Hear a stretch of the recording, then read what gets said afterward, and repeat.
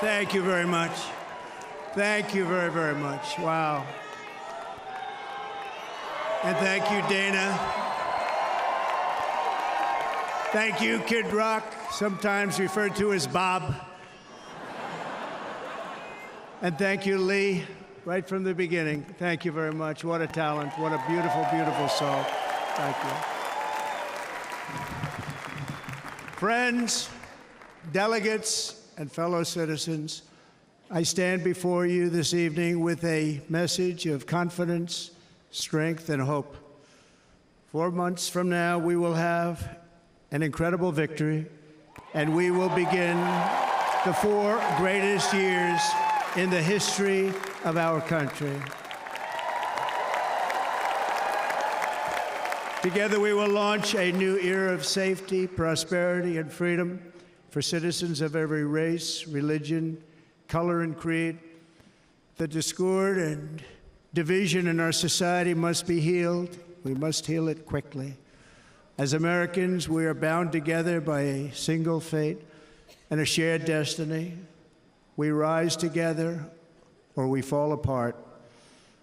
I am running to be president for all of America, not half of America, because there is no victory in winning for half of America.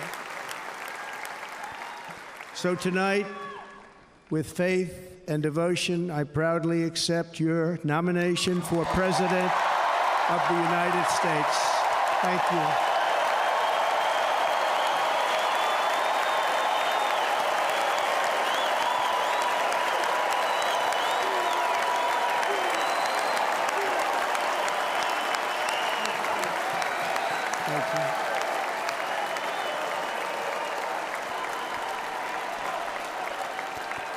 Thank you very much.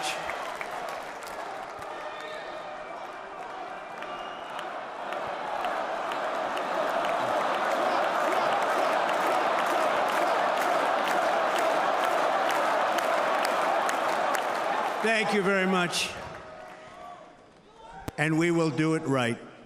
We're going to do it right. Let me begin this evening by expressing my gratitude to the American people for your outpouring of love and support following the assassination attempt at my rally on Saturday.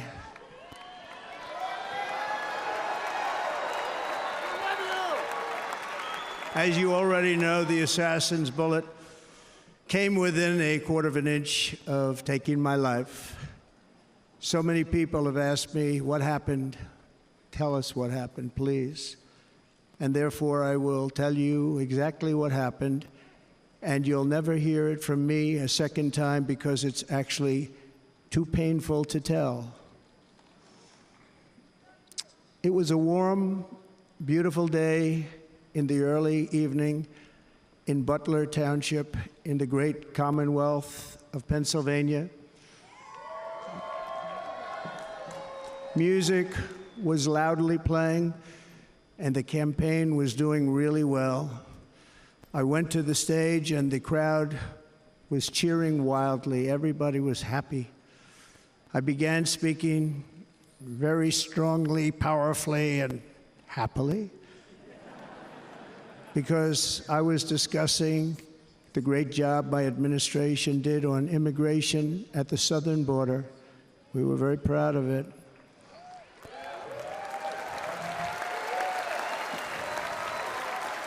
Behind me and to the right was a large screen that was displaying a chart of border crossings under my leadership. The numbers were absolutely amazing. In order to see the chart, I started to, like this, turn to my right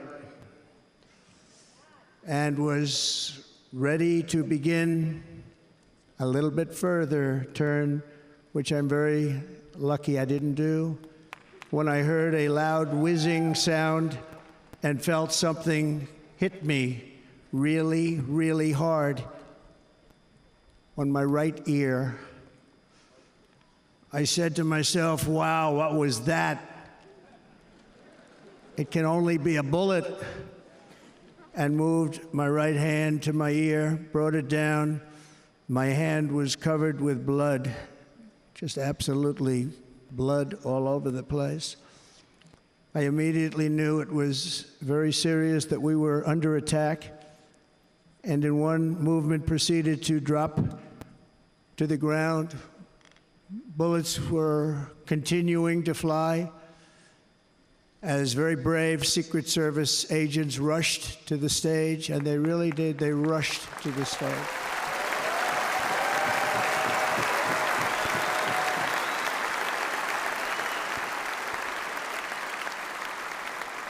These are great people, at great risk, I will tell you, and pounced on top of me so that I would be protected.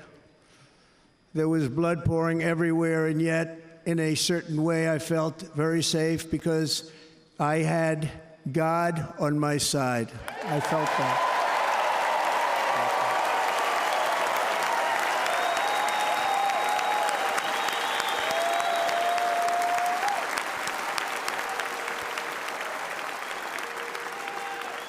The amazing thing is that prior to the shot, if I had not moved my head at that very last instant, the assassin's bullet would have perfectly hit its mark, and I would not be here tonight. We would not be together. The most incredible aspect of what took place on that terrible evening in the fading sun was actually seen later.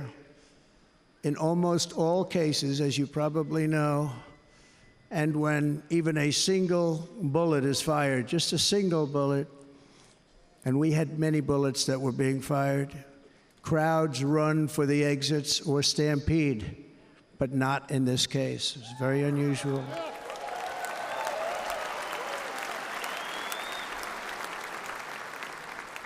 This massive crowd of tens of thousands of people stood by and didn't move an inch. In fact, many of them bravely, but automatically stood up looking for where the sniper would be. They knew immediately it was a sniper, and then began pointing at him. You can see that if you look at the group behind me. That was just a small group compared to what was in front. Nobody ran, and by not stampeding, many lives were saved. But that isn't the reason that they didn't move. The reason is that they knew I was in very serious trouble. They saw it. They saw me go down. They saw the blood and thought, actually most did, that I was dead. They knew it was a shot to the head. They saw the blood. And there's an interesting statistic. The ears are the bloodiest part. If something happens with the ears, they bleed more than any other part of the body. For whatever reason, the doctors told me that. I said, why is there so much blood? He said, it's the ears. They bleed more. So we learned something, but they just, this beautiful crowd, they didn't want to leave me. They knew I was in trouble. They didn't want to leave me. And you can see that love written all over their faces.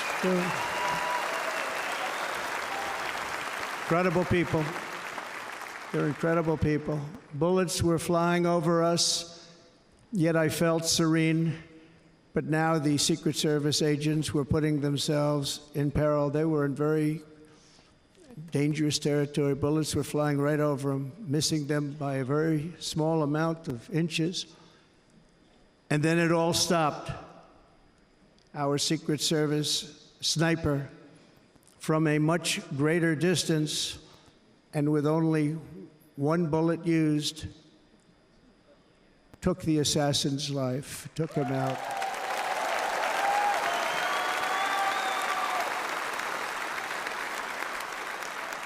I'm not supposed to be here tonight.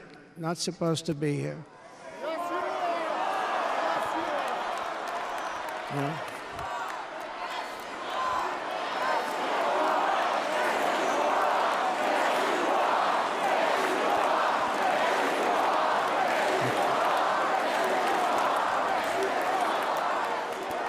Thank you.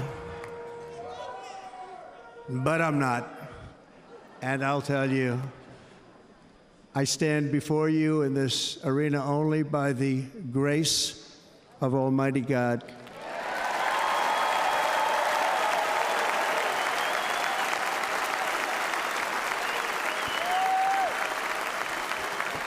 In watching the reports over the last few days, many people say it was a providential moment. Probably was. When I rose, surrounded by Secret Service, the crowd was confused because they thought I was dead, and there was great, great sorrow. I could see that on their faces as I looked out. They didn't know I was looking out. They thought it was over. But I could see it, and I wanted to do something to let them know I was okay. I raised my right arm, looked at the thousands and thousands of people that were breathlessly waiting, and started shouting, "Fight, fight, fight."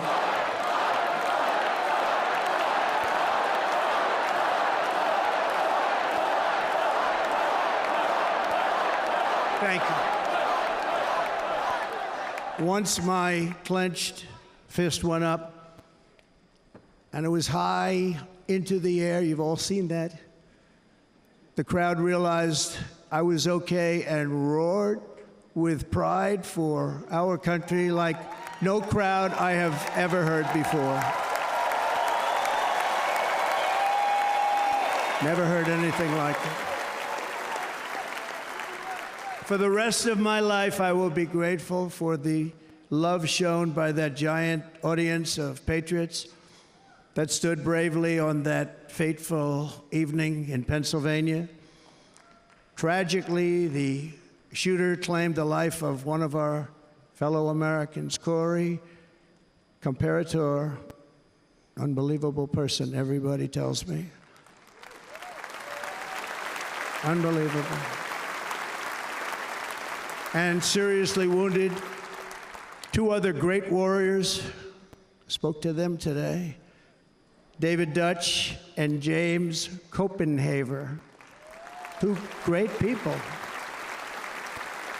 I also spoke to all three families of these tremendous people. Our love and prayers are with them, and always will be. We're never going to forget them. They came for a great rally. They were serious Trumpsters, I want to tell you. They were serious Trumpsters, and still are. But Corey, unfortunately, we have to use the past tense. He was incredible. He was a highly respected former fire chief, respected by everybody. Was accompanied by his wife, Helen, incredible woman. I spoke to her today, devastated, and two precious daughters. He lost his life selflessly acting as a human shield to protect them from flying bullets. He went right over the top of them and was hit. What a fine man he was.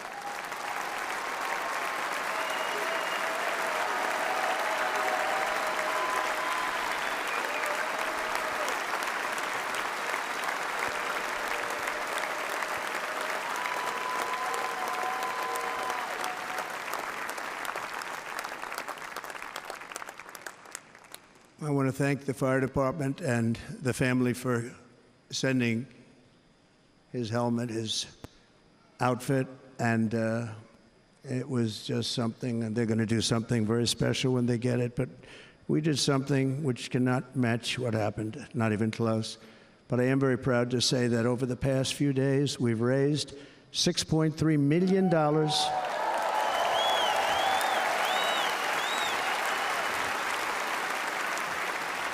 for the families of David, James, and Corey, including from a friend of mine just called up. He sent me a check right here. I just got it. $1 million from Dan Newland. Thank you, Dan. And again, when speaking to the family, I told them, I said, well, I'm going to be sending you a lot of money, but it can't compensate.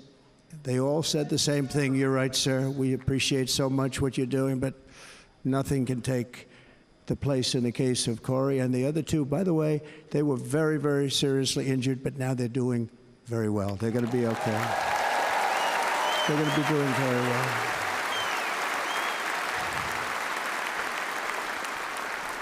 They're warriors. So now I ask that we observe a moment of silence in honor of our friend Corey.